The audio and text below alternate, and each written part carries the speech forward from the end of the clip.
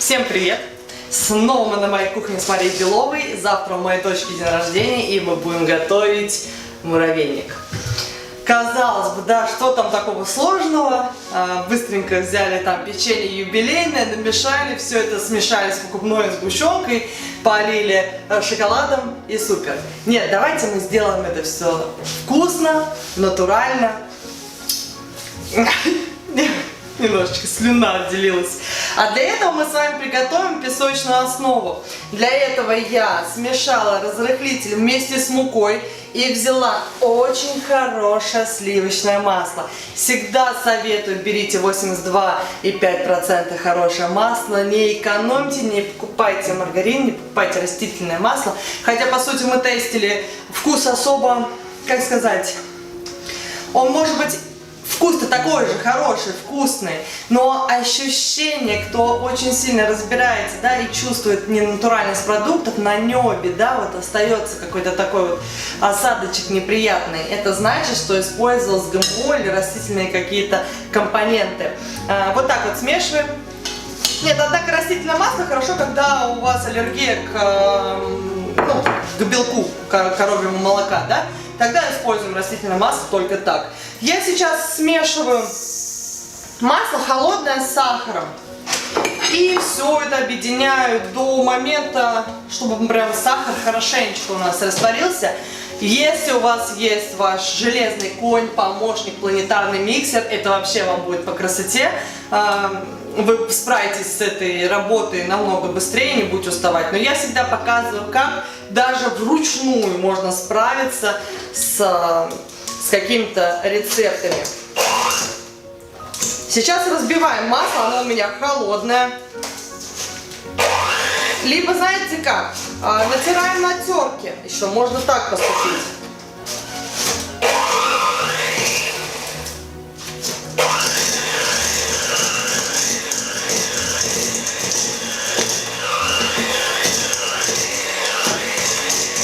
Смотрите, до какой степени нам надо взбивать масло с сахаром. Вот вы должны почувствовать, что сахар практически растворился. Да, вы видите, здесь еще крупинки, но ничего страшного, да. В этот момент начинаем добавлять сметану. Я взяла 20% жирную, хорошую, стабильную сметану. Вот, ну, не обязательно брать 25, и я бы не брала бы 15, потому что она все-таки жидковата. Я очень люблю, когда тесто на основе сметаны, и вообще в любую выпечку я всегда добавляю ложечку сметаны. Допустим, даже если я пеку блины, это прям добавляет какого-то такого сливочного вкуса. Да даже когда я готовлю беляши, я в тесто добавляю сметану. Мы с вами скоро обязательно приготовим, поэтому расскажу вам. И также немножечко снова перемешиваем, объединяем при помощи миксера. Сейчас у меня уже масса стала мягкая, похожая на кашу такую, смотрите, да? И мы сейчас будем добавлять сметану. Ой, сметану, муку.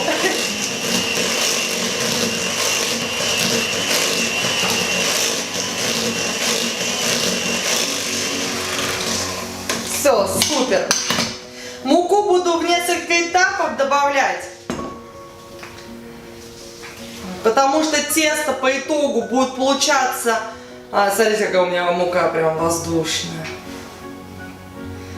Во-первых, я ее высыпала вот так вот сверху вниз, она набрала воздуха. Смотрите, если у вас мука грубого помола, ну не то что грубого помола, не путаем, да, с цельнозерновой мукой, а если просто белая мука а-ля макфа, допустим, да, то обязательно ее просеиваем, чтобы она набрала побольше воздуха. Мы же все-таки готовим кондитерское изделие, поэтому мука должна быть воздушная, мука должна наполнена быть воздухом, да, чтобы ваш десерт получился прям супер таким вкусным.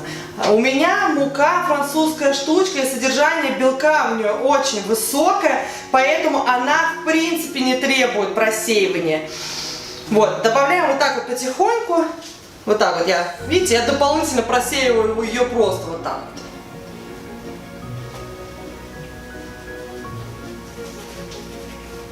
Ага. Сейчас у вас должна получиться крошка. Мы же готовим песочное тесто. Вот.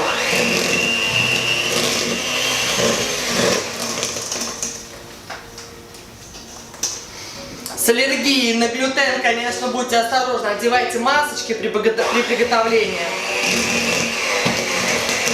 И, соответственно, чтобы детишки не сидели где-то вот здесь вот рядышком, да, потому что мука распыляется, вот прям здесь, видите, как будто я в дыму вся.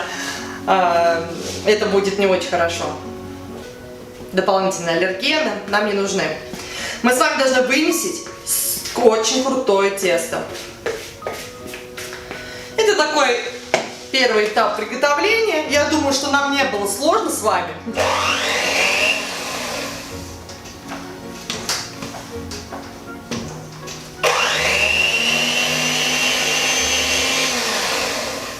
Опять же, в планетарном миксере вы вообще в 2 раза быстрее справитесь. Смотрите, какая крошка у нас получается. Что-то похожее на Наполеон, да? Теперь будем тщательно все это объединять уже вручную, чтобы у нас должен образоваться ком.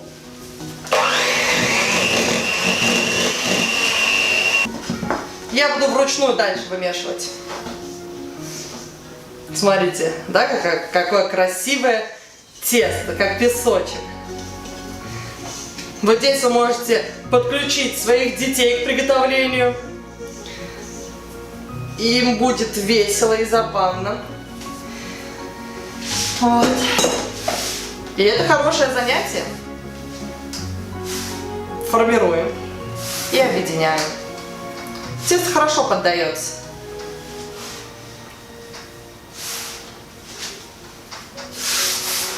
У меня еще очень большое количество. Если разделите рецепт на 2, то будет еще проще.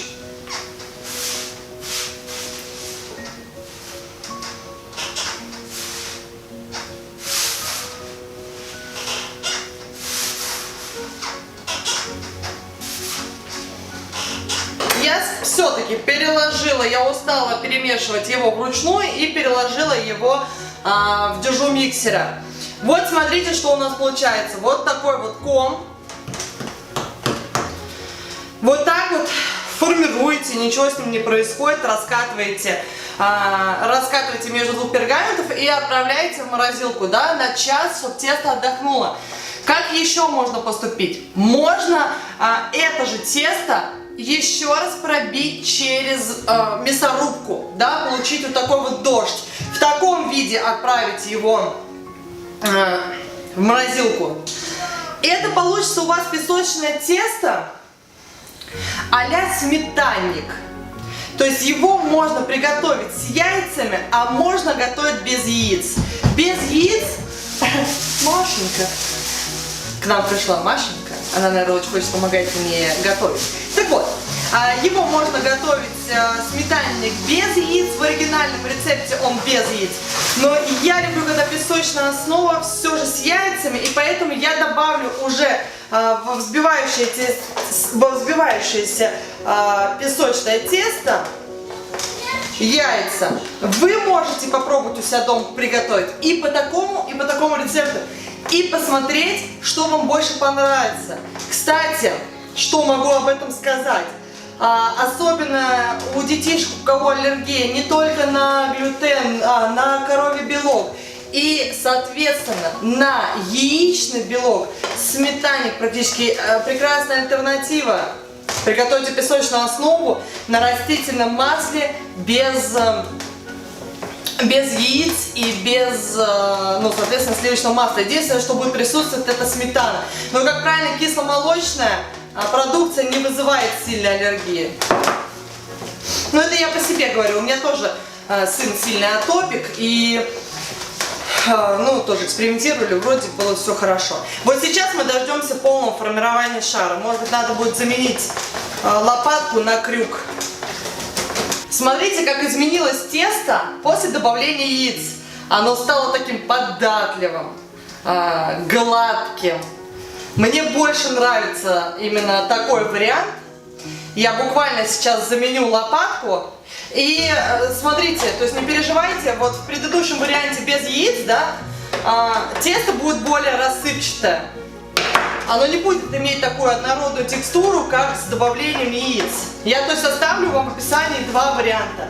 Заменила на круг, потому что тесто уже, ну, совсем прям упругое и его много. Сейчас вот немножечко при помощи крюка сформирую, еще помешаю буквально 3 минуточки и будем с вами раскатывать. Все, тесто сформировалось в шар. Вот именно без добавления яиц, прям вот такого шара вы вряд ли добьетесь. Я не знаю, ну, конечно, если...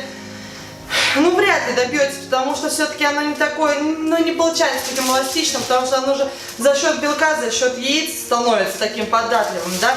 Какая красота. Я разделю его на две части и раскатаю буквально 5 миллиметров между двух пергаментов. Для чего? Для того, чтобы отправить его отдыхать в нашу морозилку. Можно прям вот так расправить. Ну нет, так не очень красиво.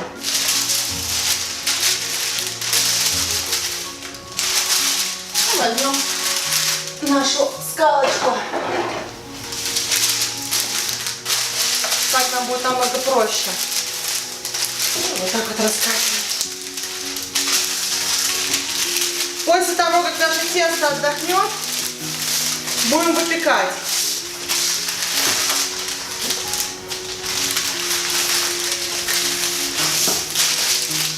Я выпекаю муравейник кусочками. Сразу же будущими кусочками. Я не люблю потом молоть печенье или, как сказать, такой вариант перемолоть печенье готовое подходит идеально для чизкейка.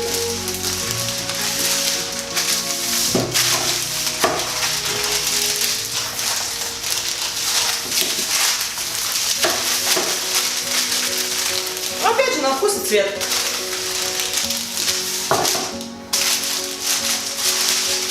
Так, ну можно еще потоньше. Вот смотрите, что у меня здесь получается.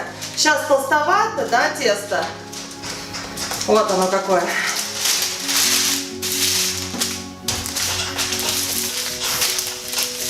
И тесто для чизкейка, не забывайте, что мы готовим без разрыхлителя. Здесь у нас сейчас разрыхлитель. То есть у нас такая песочная основа получится воздушная.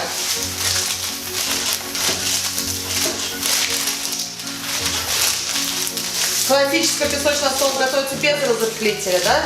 Например, с ореховой мукой.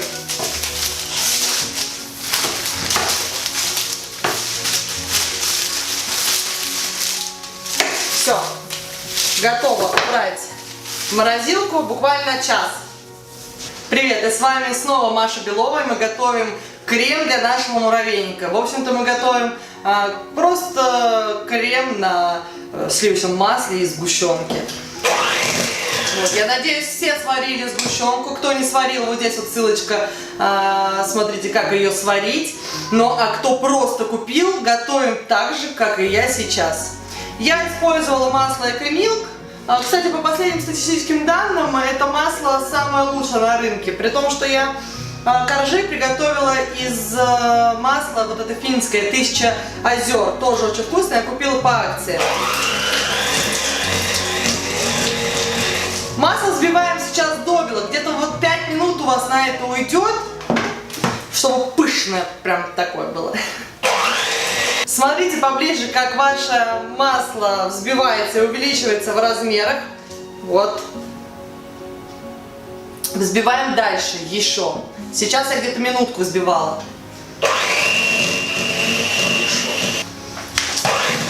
Все, я завершила взбивание нашего масла.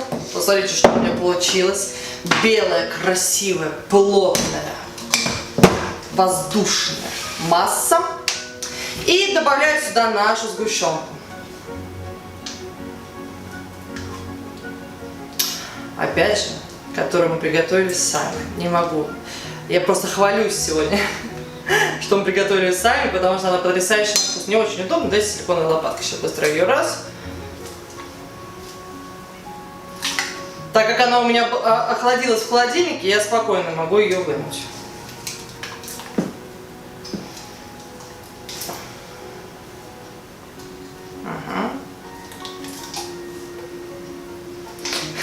Но мне было страшно. Дочка такая подходит, вчера моет посуду и говорит: ой, нет, я боюсь мыть посуду, боюсь, что эта банка взорвется. То есть ощущение от того, что ты знаешь, что банка может взорваться, не очень такое приятное. Ой. Я, кстати, очень часто брала, мало производителей готовят вареную сгущенку, да, купить в магазине, не такой уж большой выбор. Купила однажды, а она внутри вся засахаренная. И мне кажется, что это часто такое бывает. Прям крупные куски сахара. Ну и, конечно, расстройство. Получается, что не можешь из нее ничего не приготовить, и есть ее тем более даже дети не станут. А вот из вот такой вот, представьте сразу. Ребят, кто готовит на заказ, успешно пользуется, успешная ниша бизнеса, это готовить трубочки вафельные, натуральные, вкусные, красивые, креативные, наполненные вот такой вот потрясающей домашней сгущенкой, в упаковочке красивой, ленточкой красивой перевязанной, наклеечку наклеили от Машеньки. Все. И будут люди покупать. Будут люди покупать, потому что посмотрите на состав трубочек в магазине. И я уверена на, наверное, 1000%, что это не полный состав. 100%. Поэтому вот вам на заметочку. Да я сама буду печь так. Если время будет. Ну, по крайней мере, своим детям уж точно. Оставлю немножко попробовать, а то расстроится. Да? Видеооператор же хочет мне тоже попробовать сгущеночку. Я всегда о вас думаю. Во всех. И о вас. Поехали взбивать.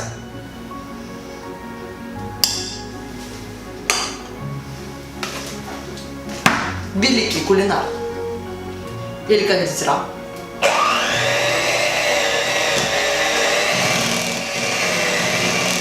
Как красиво.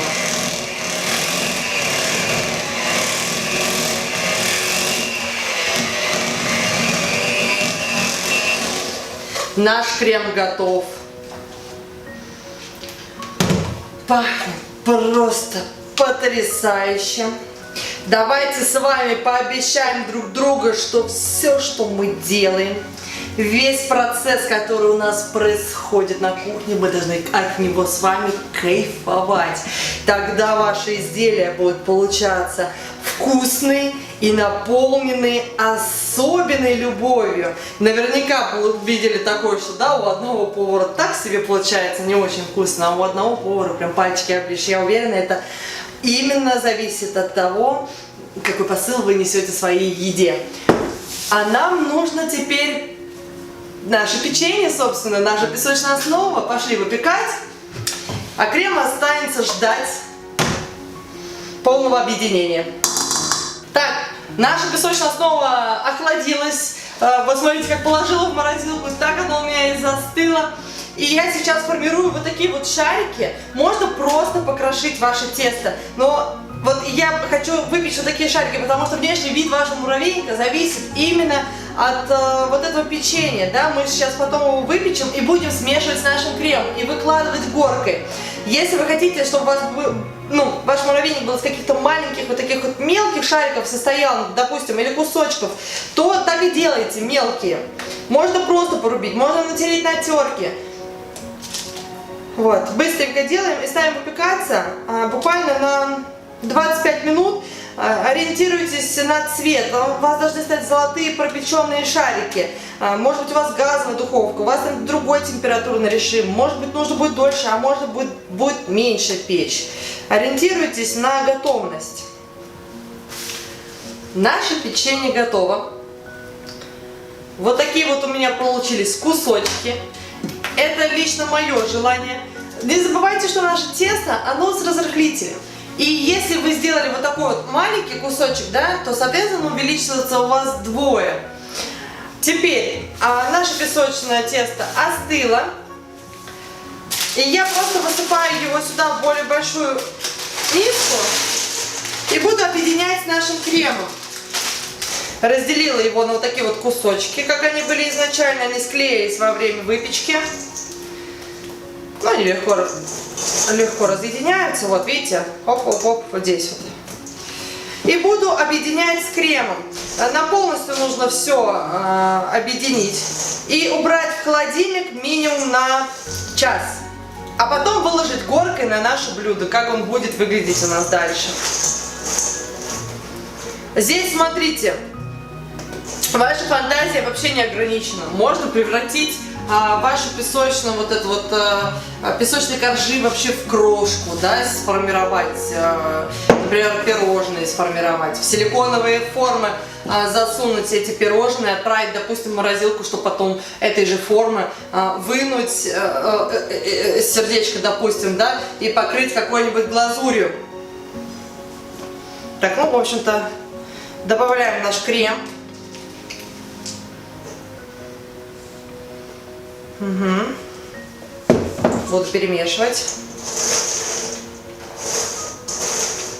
Можно лопаткой, можно вручную перемешать. Или ложкой. Не очень удобно лопаткой. Вау, какая красота! Я прям представляю, как это вкусно. Когда все это стабилизируется, крем застынет, наши песочные коржи немного пропитаются, песочные шарики.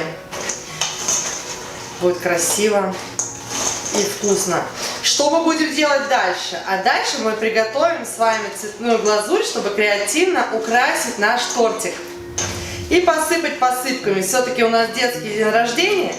Если вы не хотите и не любите белый шоколад, то просто возьмите, растопите молочный шоколад.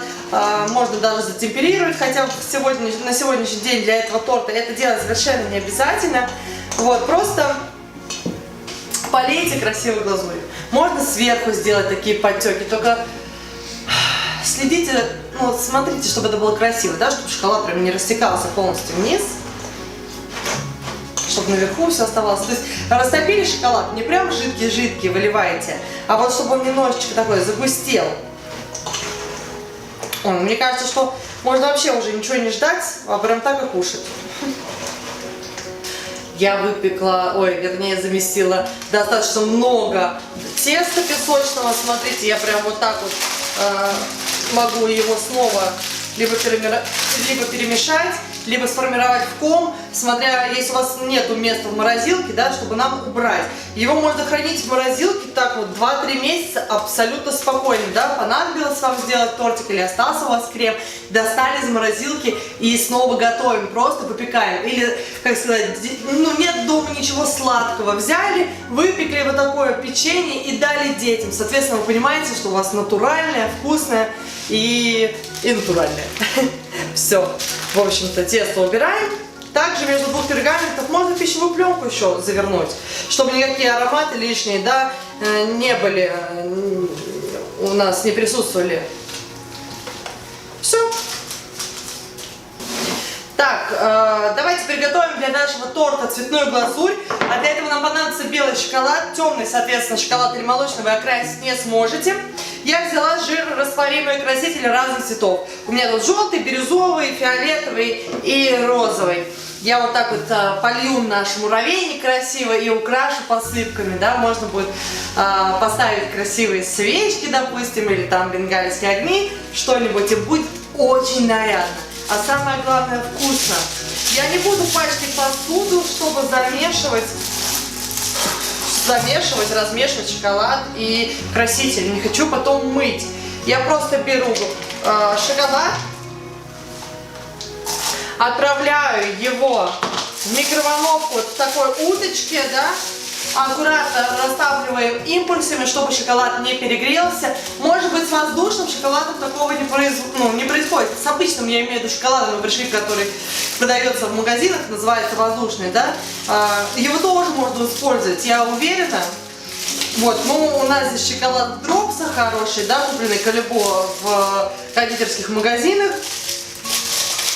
Вот, и мы идем его растапливать импульсами по 15 секунд. Шоколад растаял. он не горячий. Мне понадобилось буквально минуточка для того, чтобы растопить его. И я аккуратно добавляю сначала розовый краситель. Чем больше красителей добавите, тем ярче будет цвет. Если вы хотите получить пастельные тона, то вам нужно добавить диоксид титана. Но помните, что будет не так и просто будет размешать диоксид титана. Ну, вот таким же образом. Сейчас я посмотрю, нужен мне диоксид.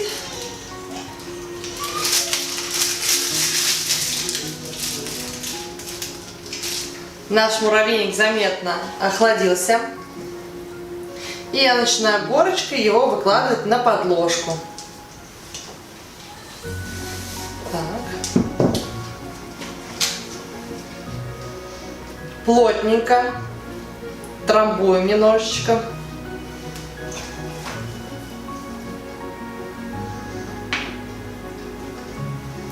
И формируем горку. Здесь уже в ваших фантазиях вас тоже никто не ограничивает.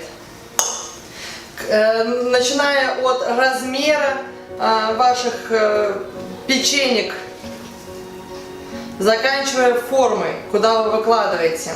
Смотрите, если вы хотите делать пирожные на заказ, да, например, ваши вот эти вот печеньки должны быть намного мельче. Вы выкладываете их просто в силиконовую форму, которая у вас будет, допустим, квадратики или такие вот вытянутые, кругленькие, как прямоугольнички. И замораживаете. То есть сначала охлаждаете, а для того, чтобы вынуть, нужно хотя бы час-два заморозить. Тогда просто спокойно вынете. Я сейчас буду помогать уже себе руками для формирования нашего тортика.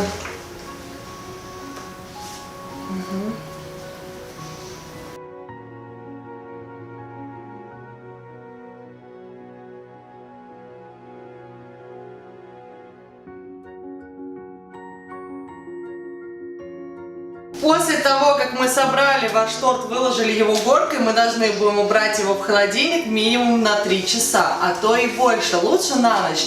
И когда наш торт застыл, вот посмотрите, он стал такой матовый, аккуратненький, мы будем покрывать глазурью, его декорировать и посыпать посыпками. Это не обязательно посыпками посыпать, просто у нас детский день рождения, и мне хочется, чтобы это было прям так милашно, что ли, красиво. Сердечки и свечки. Так, какой способ есть нанесения глазури? Можно красиво вот так вот сделать. Ой, подзастыл шоколад. Опа!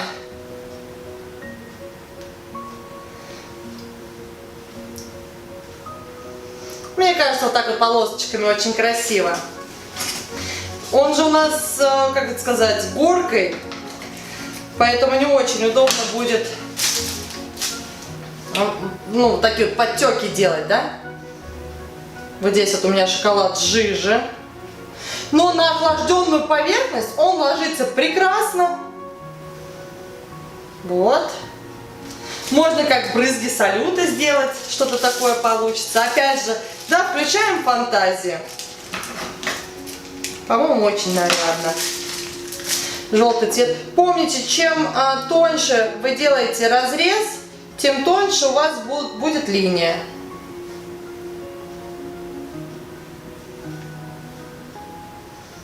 Можно захватывать нижние части.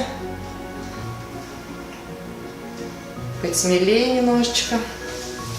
Мне захотелось быть смелее, вот только что. Может быть, стоит так поступить со всей глазурью, добавить ее еще немножко. Не забываем, что посыпки работаем быстрее, так как ваш торт охлажден, глазурь на нем быстро застывает, а это значит, что вам будет сложно прикрепить сюда посыпки. Возможно, вы давайте сейчас быстренько часть посыпок. Вот так здесь положим. Вот так. Старайтесь крупные элементы старайтесь крупные посыпочки вручную вот так вот аккуратненько, либо пинцет возьмите, выставляйте, чтобы было такое, знаете, создавалось ощущение, что вы не просто бросили ваши посыпки на ваш торт, а как будто вот выложили вручную, что это такая вот прям реально ручная работа.